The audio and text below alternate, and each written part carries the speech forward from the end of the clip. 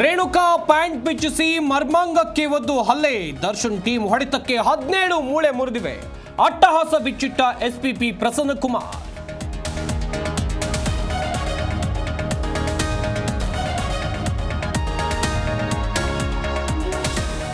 ಭೋಜನ ವಿರಾಮ ನಂತರ ಕಲಾಪ ಆರಂಭ. ಸದನದ ಬಾವಿಗಿಳಿದು ಯತ್ನಾಳ್ ಧರಣಿ ಮುಂದುವರಿಕೆ.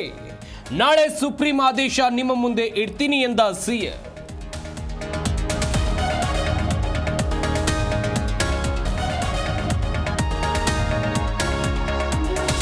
ಎಲ್ಲ ಕಾಂಗ್ರೆಸ್ ಕಡೆ ಇದೆ. ಕಾಂಗ್ರೆಸ್ ಅನುದಾನ ಕೊಡ್ತಾ ಇದ್ದಾರೆ, ಹೋಗ್ತೇನೆ ಎಂದ ಸೋಮಶೇಖರ್.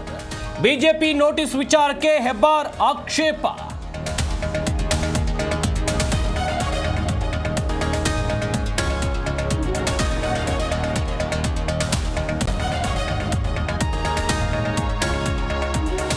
ಅರಣ್ಯಾಯಿಕ ಕೇಸ್ಗಳಲ್ಲಿ ಎಸಿಗಳ ಡೀಲ್ ಆರೋಪ. ಸರ್ಕಾರಿ ಜಮೀನು ಭೂಗಳ್ಳರಿಗೆ ಹಂಚಿಕೆ ತನಿಖೆಯಲ್ಲಿ ಪತ್ತೆ.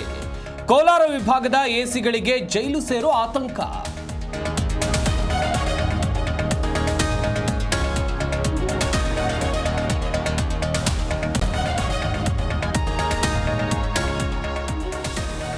ಡಿವೈಡರ್ಗೆ ಕಾರುಡಿಕ್ಕಿ 7 ಮಂದಿ ಸಾವು. ಗುಜರಾತ್ನ ಜುನಾಗಢದಲ್ಲಿ ನಡೆದ ಅಪಘಾತ.